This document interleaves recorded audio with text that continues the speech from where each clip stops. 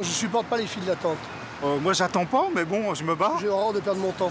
Pour beaucoup de choses, oui, de la vie quotidienne, j'ai l'impression que c'est vrai qu'on fait ça beaucoup. Ah, les files d'attente. On aimerait ne jamais y mettre les pieds. Soit je reviens plus tard, soit j'abandonne.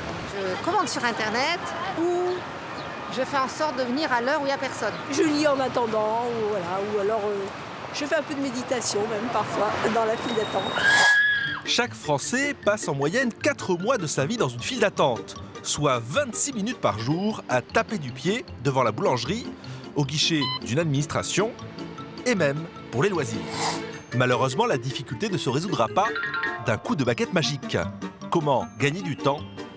Existe-t-il des solutions face à ce casse-tête quotidien ? Regarde Loulou, t'as vu Mickey ? Vincent et sa famille sont des habitués de ce parc d'attractions. Alors on va où ? La maison des poupées ? Ouais. Non, fille de bourseau. Venus du Nord pour la journée, ils comptent en profiter au maximum. Mais ce parc est le lieu le plus visité de France. Les 57 attractions sont prises d'assaut. Le temps d'attente peut dépasser l'heure, alors des tableaux vous guident sur les manèges les moins fréquentés. On regarde le panneau informatif par rapport au temps d'attente des attractions, parce que c'est vrai que patienter avec des enfants, c'est jamais évident, parce que ça râle, parce que ça comprend pas pourquoi on attend. Donc là, c'est vrai que c'est hyper intéressant d'avoir tous les temps d'attente partout, quoi. Ça y est, on est paré pour toute la journée. Pour ne pas perdre trop de temps dans les files d'attente, Vincent a calculé son parcours à la minute près. Loin de la journée marathon, sur les bords de Seine, on prend son temps. C'est du monde entier que l'on vient grossir les rangs de la file d'attente la plus prisée de Paris. Je me doutais qu'il y aurait une longue file. Et je m'y suis préparée. Avec une rotation de 1 à 3 ascenseurs, la Dame de Fer ne peut accueillir tout le monde en même temps. Myriam Daudet est directrice du développement de la Tour Eiffel. Elle sait que même si l'on vient du bout du monde, on finit par trouver le temps long. Même si l'attente à la Tour Eiffel fait partie du mythe, on sait que nos visiteurs, ils s'attendent à ne pas accéder directement. On a constaté qu'au-delà d'un certain seuil, une demi-heure, 3/4 d'heure, ils devenaient plus impatients. Quels conseils pour éviter de perdre du temps ? Réserver un billet, c'est préférable pour avoir vraiment le minimum d'attente au sol. Privilégier également les escaliers pour monter. Essayer d'éviter les jours fériés, les dimanches, les week-ends, on a beaucoup de monde. Éviter l'affluence, c'est le souhait de chacun. Mais comment connaître le meilleur créneau, que ce soit pour les loisirs ou l'administration ? Emmanuel Alquier a eu la bonne idée de créer un site pour guider l'usager qui trépigne en chacun de nous. On recense les heures creuses des services clients, d'administration ou de lieux touristiques. On indique à quel moment il vaut mieux s'y rendre ou les appeler, avec un tableau de la semaine type, avec des créneaux horaires de 8 à 10, le lundi c'est rouge, là ça va plutôt être vert ou orange. Si je devais donner un seul conseil qui est à peu près général, c'est de privilégier le jeudi, particulièrement le jeudi après-midi. C'est une des rares tendances communes à peu près partout, service client ou guichet. Là c'est le jour le plus creux. Fluidifier les files d'attente permet aussi d'éviter des problèmes. Il peut y avoir vraiment des violences dans les files d'attente quand c'est long ou mal géré, des gens qui doublent par exemple, ça génère des troubles et c'est surtout ça a un impact sur les agents qui sont derrière ces guichets. Il y a beaucoup moins de stress pour eux, beaucoup plus leur job s'en ressent. Des deux côtés de la caisse, la gestion de l'attente est capitale.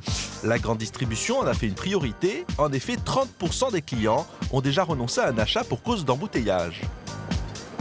Quand on travaille à côté, quand on habite à côté et qu'on vient juste récupérer un sandwich pour midi, il n'est pas question d'attendre 10 minutes en caisse. Donc sur ce genre de commerce-là, c'est crucial.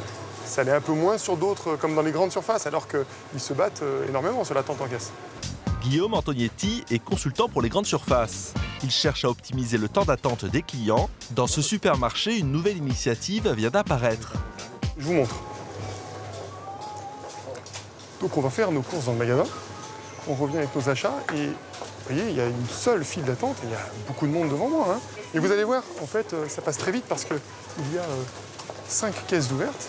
Et donc, 5 caisses ouvertes pour 11 personnes, ça veut dire qu'en fait, il y a 2 personnes à peine devant moi. Caisse numéro 5. Vous voyez, là par exemple, ça sonne, donc on peut aller à la caisse numéro 5. Avec ce système, le client n'a ni l'impression d'avoir choisi la mauvaise file, ni l'impression d'être sur une file qui n'avance pas.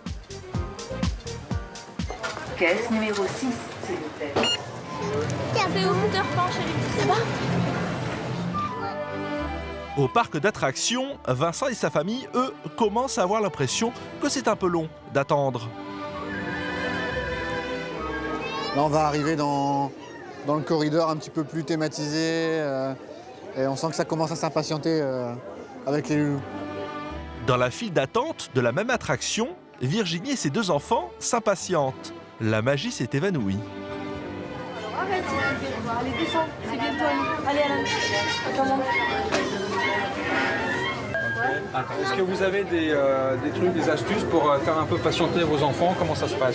Alors pour les faire patienter, c'est quand même assez difficile. Donc on essaye de faire des petits jeux, on essaye de les occuper comme on peut, mais c'est quand même difficile. Pour certains manèges, c'est quand même difficile de les faire patienter autant de temps. Au bout d'un bon quart d'heure, c'est enfin l'embarquement. Pour un voyage de quelques minutes seulement. À la descente du manège, les avis sont très partagés. C'était super. Alors pour moi, très court, autant de files d'attente pour si peu de manèges, c'est quand même abusé. Les files d'attente ne doivent pas gâcher le plaisir des visiteurs. Philippe Xavier a fait des files d'attente du parc sa bête noire. Depuis le PC opérationnel, 4 personnes scrutent en temps réel les temps d'attente dans tout le site. Sa dernière arme, une application pour smartphone. Les questions qu'on s'est posées quand on l'a conçu, c'est vraiment quelles sont les informations qu'attendent nos visiteurs, de quoi ont-ils besoin pour optimiser leur temps d'attente. C'est-à-dire que nos temps d'attente, ce n'est pas des temps d'attente qui ont été calculés il y a 5-10 minutes ou 1 heure, c'est vraiment une information qu'on pousse de manière directe, immédiate, vers nos visiteurs. Si Virginie avait eu cette application, sa visite aurait-elle été différente? Ah d'accord, il y a les horaires, les temps d'attente. Ah ben j'aurais peut-être moins galéré et je serais allée aux endroits où il y avait eu le moins de queue et j'aurais peut-être fait plus d'attractions dans la journée que ce que j'ai fait là. Les professionnels font des efforts, mais pour éviter la file d'attente, Caisse numéro 5. le mieux reste encore de venir quand il n'y a personne.